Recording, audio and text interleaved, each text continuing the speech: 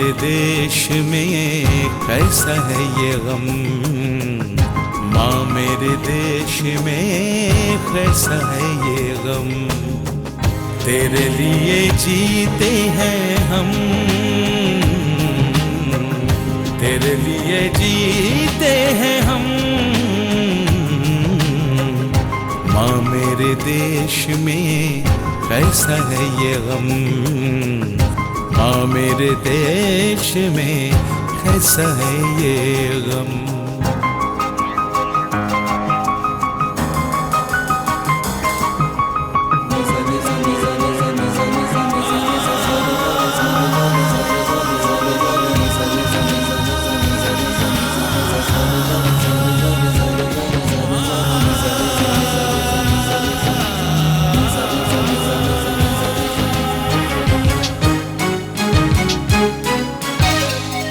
Mid-19th century, a time when the British Empire was at the zenith of its ruthless power.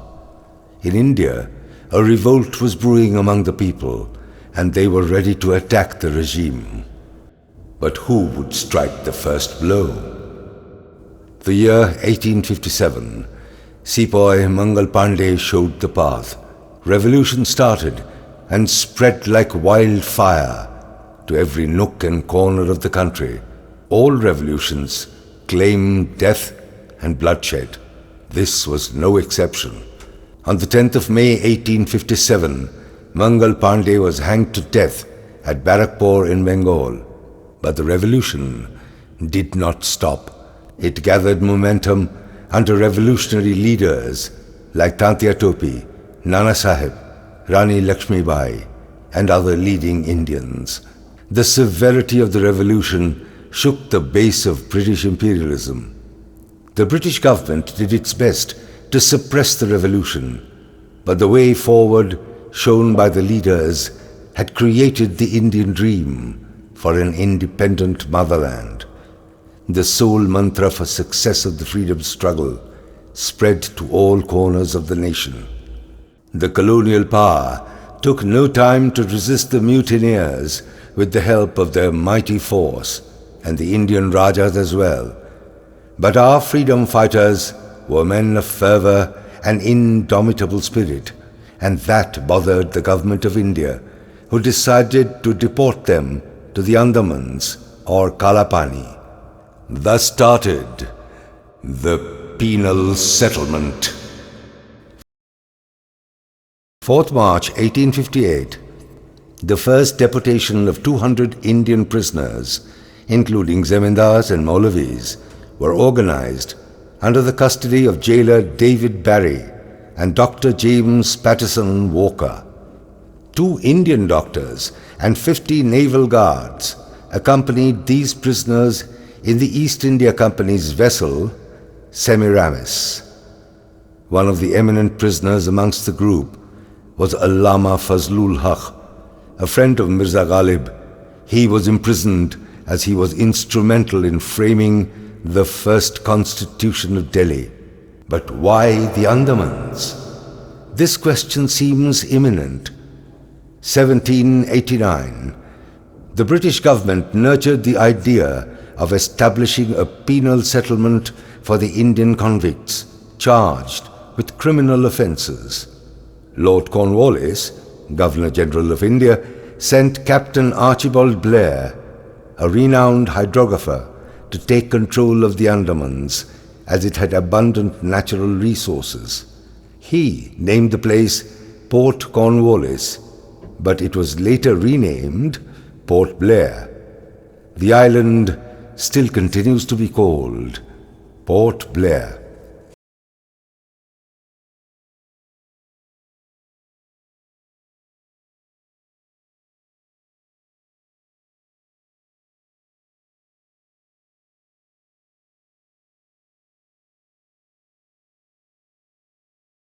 To make the island habitable, convicts sentenced to life were brought from India to be employed for its development. Subsequently, most of these men succumbed to the severe climatic conditions, to epidemics like malaria, and to sudden attacks of poison-tipped arrows by the aboriginal tribes.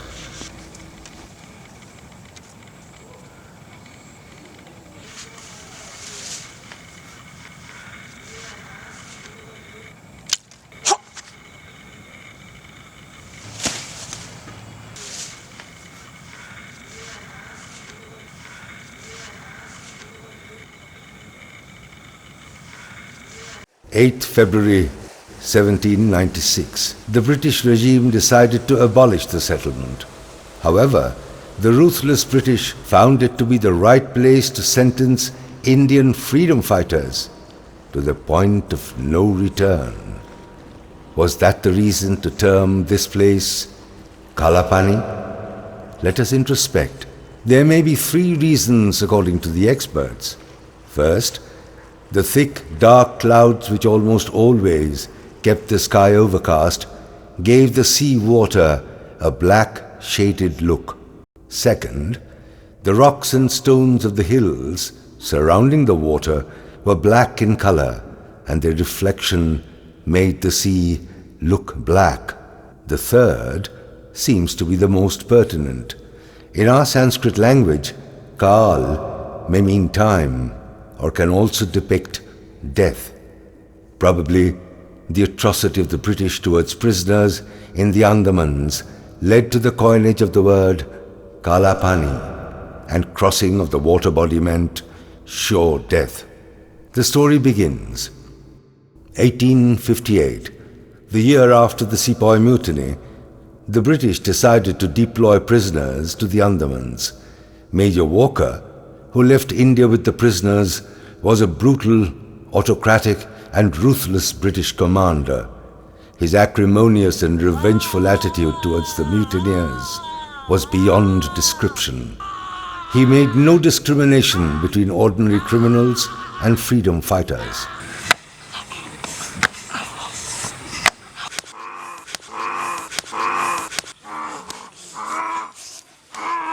On the way to Port Blair, some convicts succumbed to death, and their dead bodies were mercilessly thrown into the sea.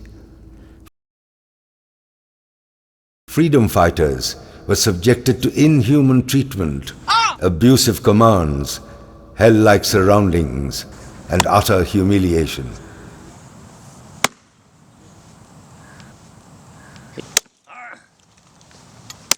They were assigned jobs like clearing jungles, constructing roads and thatched huts, and to work as servants for the jailers.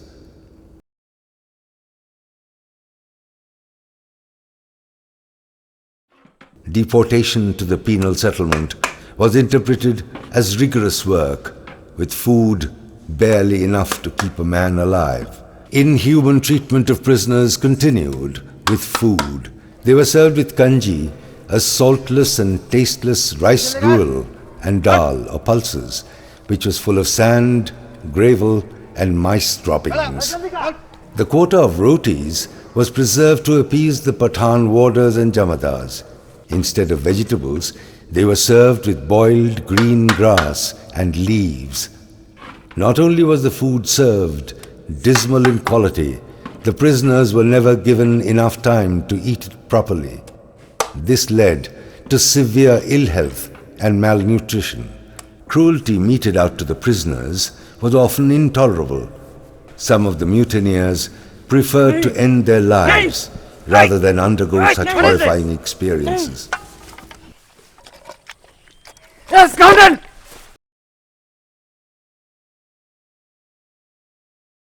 On the fourth day after their arrival, a revolutionary named Narayan protested against the work order. When he found no support from his fellow prisoners, he attempted in vain to escape by flinging himself into the sea from Chatham Island.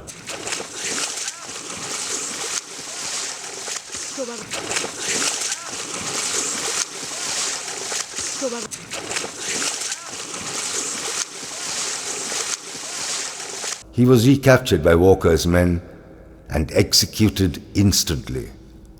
Another convict, Niranjan Singh, committed suicide by hanging himself in Ross Island. On the sixth day, another group of unfortunate men fled into the deep forest. Some fell to the poison-tipped arrows of the aboriginals, while the others died of ailments or starvation. During the months of March and April 1858, about 228 prisoners tried to escape.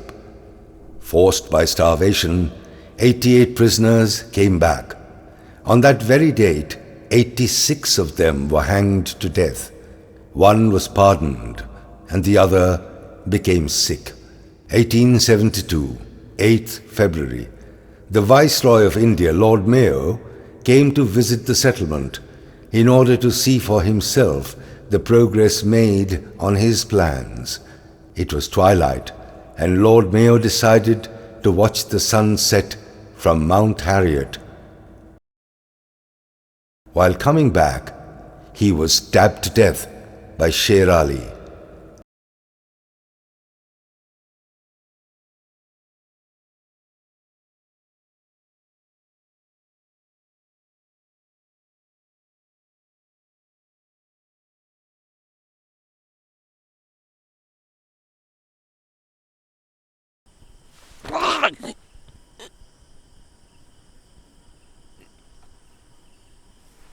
Sher Ali, associated with the Wahhabi movement, तुमने ऐसा क्यों किया? खुदा ने बोला। had been victimized and arrested and then deported to the Andamans. He was the first freedom fighter to be hanged to death on Viper Island.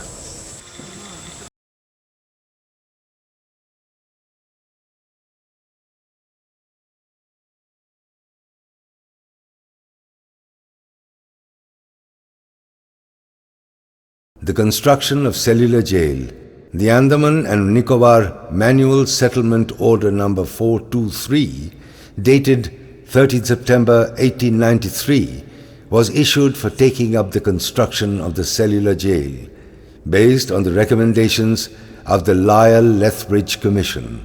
Before taking up the construction, the most difficult task before the government was to locate a suitable site. A number of locations were examined, but rejected as being unhealthy. Finally, a suitable site was found at Aberdeen, which was considered the healthiest location of the settlement. It was within a short distance from the police lines and the houses occupied by various officers and subordinates. Located just opposite their quarters, in an emergency, the troops could be quickly summoned in a short time.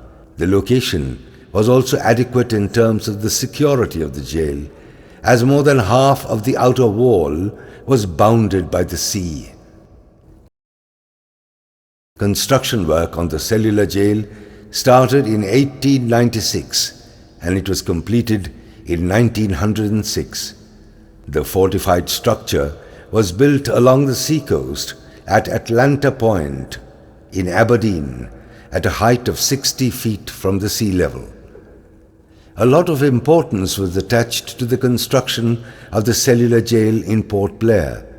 Great precautions were taken at the planning and execution stage. It was earlier planned as a two-storied structure, but was modified later into a three-storied building, which could accommodate 600 cells.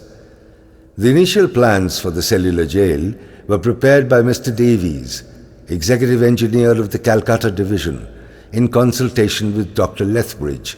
Before the final plan of the cellular jail was approved, a number of modifications were made on the basis of the suggestions and recommendations of various officers in order to make it more dreadful, punitive, and humiliating, worse than the hangman's noose.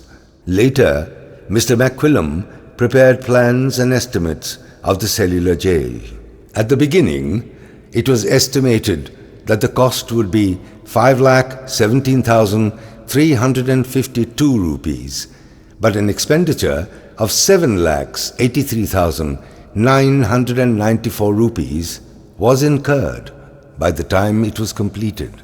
The jail was connected to the administrative department of the British jailers on Ross Island through an underwater tunnel, now ruined by natural calamities. The construction of the jail was unique. In the center stood the watchtower, a 4-storied structure from which spread 7 wings like radii. Each wing, like the spokes of a wheel, was 3 floors in height and attached to the watchtower. Guards and officials could move from each wing and story only through the watchtower. The watchtower had a bell at the top for use in emergencies. Each of the 3 floors of the watchtower had a guard whose duty was to walk around to get a clear and unobstructed view of the verandas facing the cells on each floor of each wing. There were 21 warders on 3 floors and 7 wings of the jail. Their duty changed every 3 hours. The jail had 698 cells. The dimensions of each cell was only 13.5 feet by 7.5 feet, and they were built in rows. The back wall of each cell only featured a ventilator, 3 feet by 1.5 feet, at a height of 10 feet from the floor of the cell, with a slanting shade outside. Thus, there was not even the bleakest possibility for any prisoner to look beyond the ventilator. The cell door was made of iron bars, which could only be shut from outside, with iron bolts and locks. This would ensure no access to the verandas. The veranda, about 4 feet wide, ran all along with the doors of the cell on one side and the iron railings on the other. These railings were fixed into the vault-shaped pillars that stood as supports to the roof of the veranda. In addition, the facade of one wing of the jail faced the rear of the other in order to prevent communication between prisoners. Inmates remained isolated and resided in unhealthy, dismal, and filthy living conditions, with dense jungles in the front and deep black water in the rear. The cellular jail gave no hope to the captives.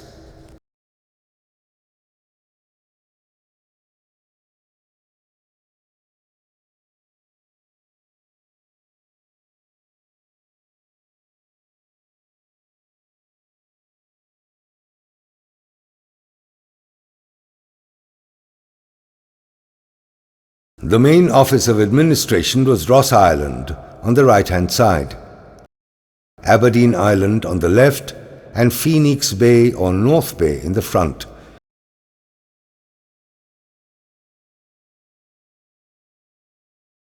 All encircling the jail in the shape of a horseshoe. The British officers reclaimed Ross Island for their residence and workplace for very good reasons. Primarily, they were afraid of their own safety in the hands of freedom fighters whom they considered ruthless criminals and anarchists. The sea separated and protected them from the jail inmates in Port Blair. Their lives of luxury and grandeur were in sharp contrast to the inhuman agony of the captives. Furthermore, Ross Island was the source of the drinking water which they used after necessary purification. The prisoners were assigned such work whose execution would reduce them into mental and physical wrecks. In case the prisoners were unable to finish the job given to them, they were assigned more rigorous and harder tasks. For example, beating dry coconut shells throughout the day made the prisoners bleed, and if they requested a change of jobs, they were given the more strenuous task of oil grinding. Each prisoner, on an average, had to grind about 30 pounds of coconut oil or 10 pounds of mustard oil. Prisoners were treated like animals, even substituting bullocks for oil grinding. Any violation led to brutal punishment. They were shackled to chain fetters, which restricted the movement of the prisoners. They would also be shackled with bar fetters, which restricted movement as well. The most painful were the crossbar fetters by which prisoners' ankles were fixed diagonally to confine the victim to a standstill position. Prisoners were also compelled to wear gunny bags made of inferior jute, causing severe wounds to their skin. Warders and jamadars were appointed from among ordinary convicts who had served their sentence. Jail superintendents advised them to abuse, humiliate, ill-treat, and even beat the prisoners on the slightest grounds of indiscipline.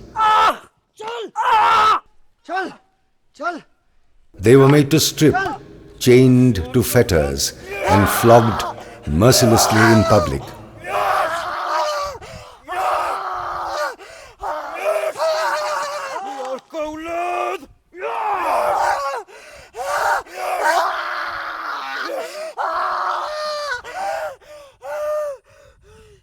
Extreme injustice, disregard for basic humanity, and sadistic torture of the patriots by the government was reflected even in the living conditions within the dingy cells. There were no lavatories. Each inmate was entitled only to 3 earthen pots painted with tar, one for eating, another for drinking water, rainwater to be specific, and the third for calls of nature at night. Any medical assistance required by prisoners was denied until they were bedridden. Admission to hospitals was disallowed, and doctors declared prisoners sick only on their deathbed.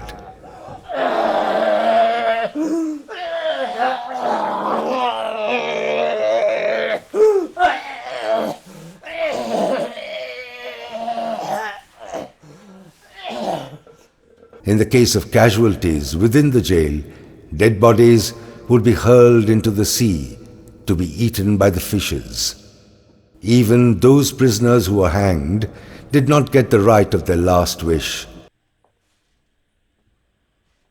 तुम्हारा अंतिम इच्छा क्या है?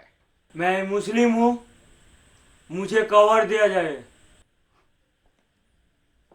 A day before the hanging of a prisoner, he would be asked to stay in a cell adjacent to the hanging site.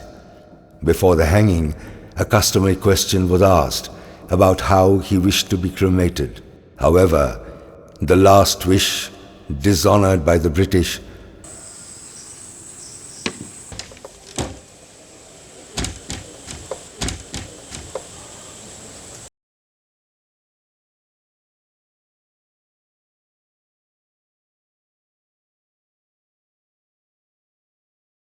the last remains of our noble patriots would be put into sacks and flung into the sea.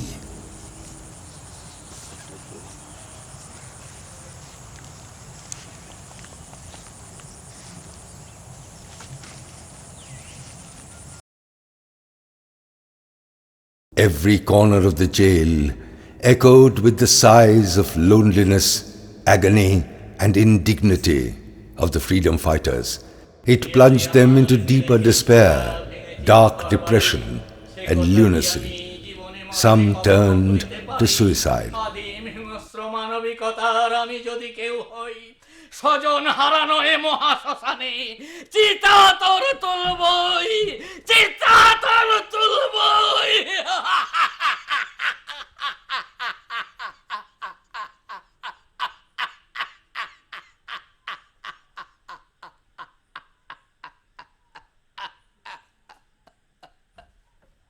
November 1907, a weekly magazine from Allahabad called Swaraj, full of deep-rooted revolutionary literature, led to the prosecution and long-term imprisonment of the editors. All 4 of them were deported to the island of death. Hotilal Verma, Babu Ram Rai, Lodharam, and Nandgopal. Hotilal Verma wrote a secret letter to the editor of the Bengali Patrika, Sri Surendranath Bandyopadhyay. This letter was sent through one of the inmates whose term was about to finish. The letter was circulated and created a severe impact amongst fellow Indians. This created discomfort for the British administration. The mass protest of the Indians forced a change of policy towards penal servitude and a reduction in the intensity of the punishment. But Barry and his officers did not follow the new order. There were, however, different sets of rules for general criminals and freedom fighters. Though general prisoners were allowed to go out of their cells for their bath and food, freedom fighters were not allowed this bit of freedom. Gradually, their strict confinement led to ill health. Meanwhile, the judgment of the Alipur bomb case, also known as the Maniktala conspiracy case, came out on the 6th of April 1909.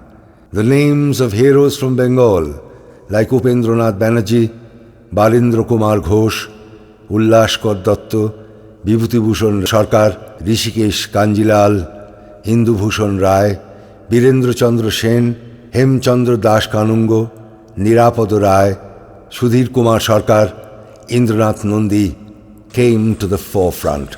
They were treated as especially dangerous. These men of learning were given more severe jobs. During this time, Noni Gopal from Chuchura, Pulin Bihari Das from Dhaka, and many more were imprisoned. In 1912, Noni Gopal was involved in bombing the car of Police Chief Denham. He did not feel guilty for the offense and disregarded the orders of the warders. This was most embarrassing for the British administration. Subsequently, he was deported to Viper Island, where he started on a fast. After 4 days, he was brought back to Cellular Jail and was subjected to forced feeding. Noni Gopal resisted these efforts, and his health became precarious. Even in this state, the jailers imposed inhuman punishment on him. Taking the cue from Noni Gopal, others also joined the hunger strike. Noni Gopal continued his hunger strike for about 72 days. The joint protest forced the authorities to be lenient to some extent. Indu Bhushan Rai was convicted to 10 years of rigorous imprisonment and deported to Cellular Jail in the Alipur bomb case. Indu Bhushan was a Brahmin and a strict vegetarian. He was forced to consume non-vegetarian food. This brutal and sadistic torture made him a mental and physical wreck. April 29th, 1912, he committed suicide by tearing his clothes, and he hanged himself by making a noose out of them.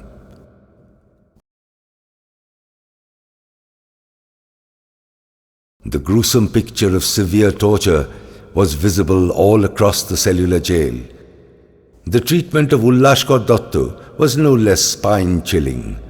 He too was a convict of the Alipur bomb case.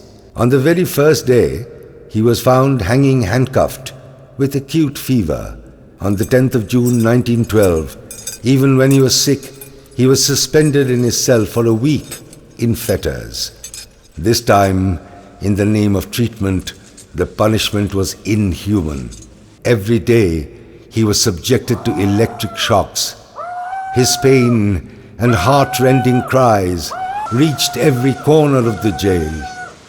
The patriots understood that they could never go back to their normal lives. He was sent to the mental hospital in the Andamans and then to the Madras Lunatic Asylum in January 1913. He stayed there for 12 years, regained his normalcy, to write his memories of intense agony and indignity as a prisoner. Ullashkar Datta wrote, "They may rule over my body, but I am the master of my soul." Baba Bhan Singh, he was sentenced to transportation for life in the Lahore conspiracy case in 1915 and was given the task of grinding oil. On his refusal, he was beaten mercilessly by the jail warders. The next day, jailer Barry asked him, "How are you?"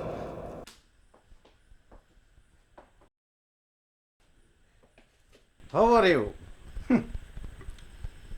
जान के क्या करोगे? अपनी बेटी के साथ शादी करवाओगे? You bloody!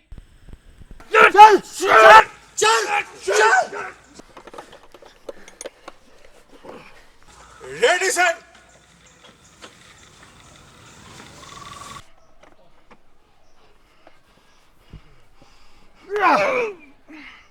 Jailer Barry was extremely annoyed and punished him with rigorous imprisonment for 6 months.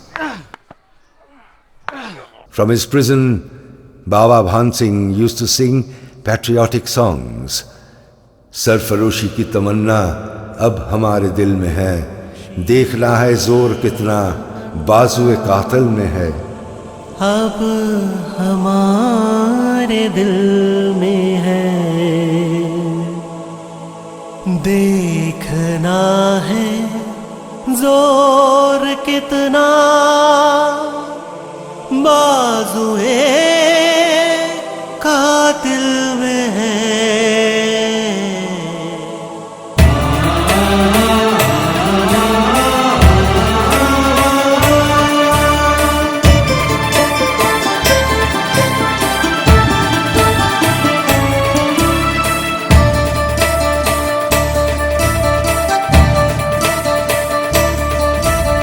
सरफरोशी की तमन्ना अब हमारे दिल में है,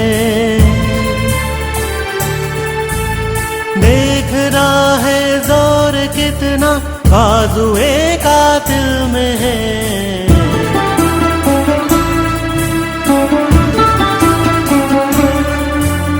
सरफरोशी की तमन्ना अब हमारे दिल में है, देखना है जोर कितना बाजुए कातिल में है.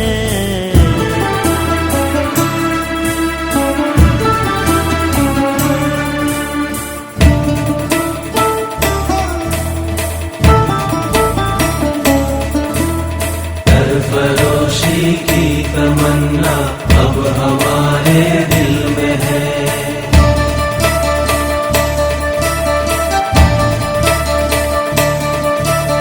वक्त आने पे बता देंगे तुझे है आसमां, क्या बताए हम जुनूने शोक किस मंजिल में है. सरफरोशी की तमन्ना अब हमारे दिल में है, देखना है जोर कितना बाजुए कातिल में है.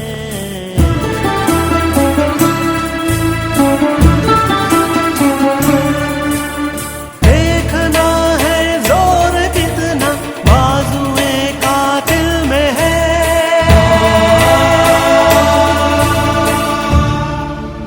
He was beaten mercilessly for these songs. Baba Bhan Singh died in 1917. Nand Gopal was the first protester to revolt against the rule of being yoked to the oil mill. His stand was that he would not move with the motion of the mill. Rather, the mill should move according to his motion. A man of invincible spirit, he started rejecting all food, and others also joined in by refusing to work. As expected, Superintendent Barry ordered his men to execute the highest degree of torture on these people, with abusive language, penal diet, fetters, solitary confinement, flogging, and so on.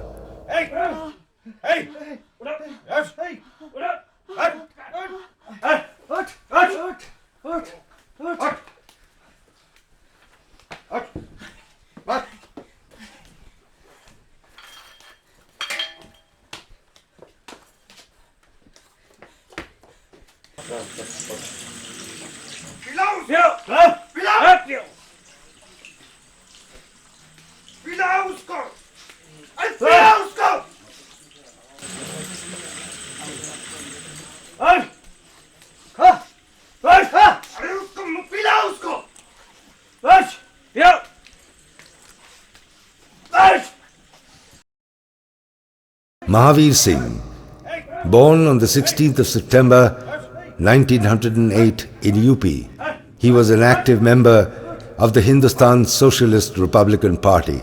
Arrested in 1929 in the Lahore conspiracy case and deported to the Andamans, he participated in the hunger strike in Cellular Jail and died on the 17th of May 1933 from brutal forced feeding processes.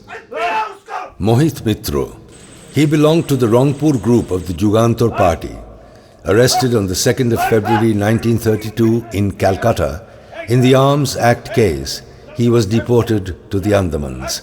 He took part in the hunger strike in 1933 and embraced martyrdom on the 28th of May, another victim of the brutal forced feeding process. Pandit Ram Rakha, sentenced to life in the Mandalay conspiracy case, he was imprisoned at the Cellular Jail. When the jail authorities denied his right to put on his sacred thread, he started a hunger strike that lasted 3 months. He breathed his last in 1919 as a result of brutalities of the jail officials.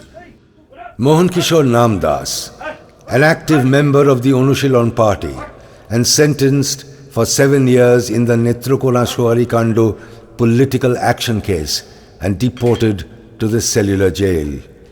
He took part in the hunger strike of 1933, courted martyrdom on the 26th of May as a result of brutal forced feeding by the jail officials. Another doyen among the freedom fighters was Vinayak Damodar Savarkar. He was a potential danger to the British Empire. He was deported to the Cellular Jail on the 4th day of July 1911 with a penal sentence of 50 years. He was an ardent preacher of the spirit of freedom amongst the youth in India and abroad. Other personalities like Troilokho Chakraborty, Pulin Das, Ashutosh Lahiri, Botukeshwar Dotto, Ganesh Damodar Savarkar, Sardar Prithvi Singh Azad, Pandit Parmanand will be ever remembered for their self-sacrifice and for attaining martyrdom.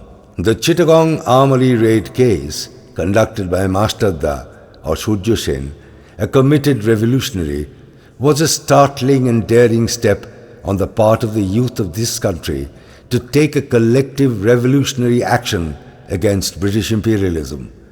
Mastadda kissed the gallows on the 12th of January 1934 in Chittagong Jail. His associates, Ganesh Ghosh, Horipadda Bhattacharya, Phokit Chandra Sengupta, Himangshu Bhomik and others were deported to the dark and dingy cells of the Cellular Jail. The cruel treatment continued. The news of such ill treatment to the prisoners caused widespread resentment all over India. The increase in public pressure through various media compelled the government to concede to substantial demands of the jail inmates. Meanwhile, the prisoners, through their collective and prolonged hunger strike, also ensured wide publicity of their demands among the national leaders as well as the general public in India. In 1937-38, the government decided to repatriate political prisoners from the Cellular Jail to different jails of India. This was the time when the Second World War was knocking at the door.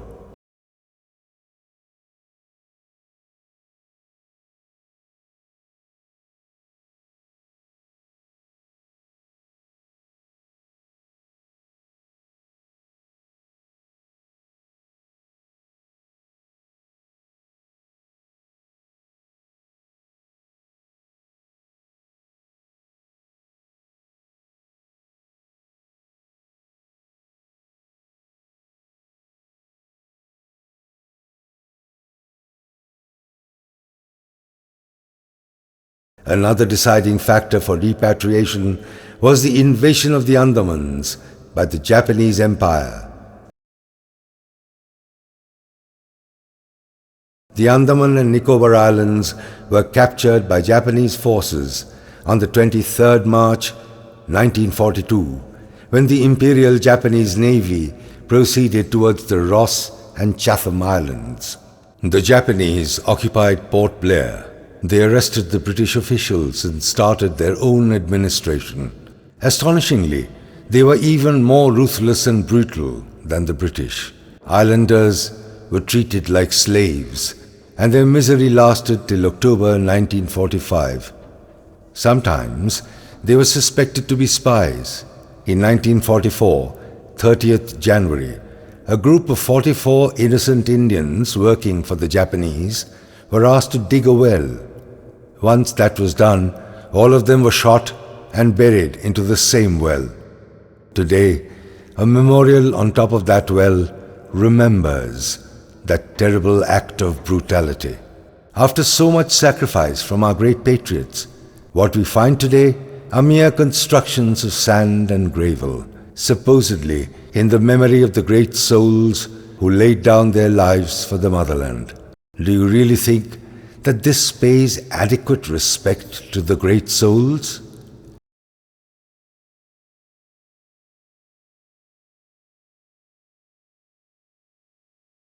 Netaji Subhash Chandra Bose visited the Andamans on the 29th of December 1943 on the request of the Japanese government.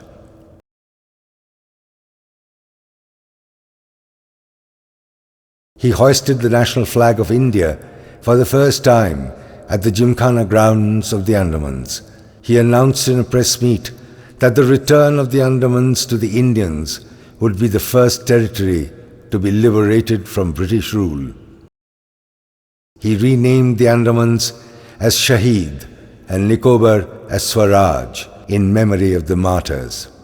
But Netaji was unaware of the fact that torture still prevailed on innocent citizens within the cellular jail, suspected as British spies by the Japanese and put behind the bars on sheer suspicion. In April 1945, the British again recaptured the Andamans from the Japanese. Torture continued unabated, this time by the British. At last, on the 15th of August 1947, came the most awaited and cherished day, independence. Long years ago, we made a tryst with destiny, and now the time comes when we shall redeem our pledge. At the stroke of the midnight hour, when the world sleeps, India will awake to life and freedom. In the meanwhile, cellular jail underwent some devastating changes. The earthquake of 1941 and the Japanese attack caused substantial damage to the structure. 4 of the 7 wings have since collapsed. 2 by the Japanese and 2 others have been developed into the Govind Ballabh Pant Hospital. Only the 3 wings is all that we see now, the 1st, 6th and 7th. The watchtower has been preserved with great effort and expense to give the sacred place the form of a museum. The jail was dedicated to the nation on the 11th of February 1979 by the Prime Minister of India, Morarji Desai. The cellular jail marked its centenary on the 10th of March 2006. As the sun sets into the Bay of Bengal, darkness engulfs the cellular jail. We can feel the air resonate with the moan of our heroes. They sacrificed each and every day of their lives to gift us an independent India, and they seem to whisper in our ears. When you go home, tell them of us and say, for your tomorrow, we gave our today. Our most cherished desire for freedom came on the 15th of August 1947. British imperialism came to an end, and the people of India won their independence. History is well known, so let us instead pause to ponder on a few other questions. Do we really feel for those who have sacrificed their today for our tomorrow? Is it not high time for us to retrospect how loyal we are in paying tribute to our devoted freedom fighters and martyrs of our country? Is it not a truth that we commemorate Independence Day only for the sake of celebration? Do we truly realize the true meaning of independence?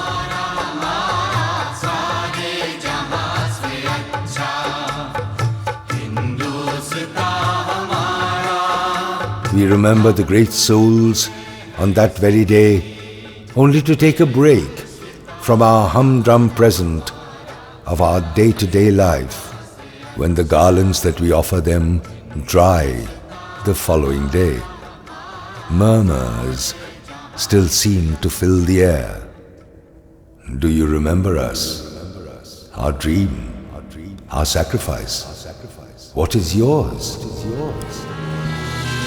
तू ही रे तू ही मेरे जीने की तमन्ना, सिर्फ तू ही है मेरा अपना, सिर्फ तू ही है मेरा अपना। अब ना कोई डर ना कोई डोर, मौत भी आए तो ना कोई छोड़।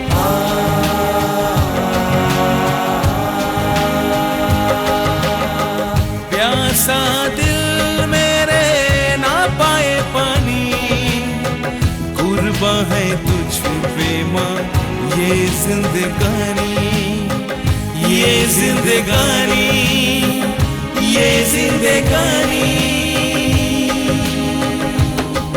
वंदे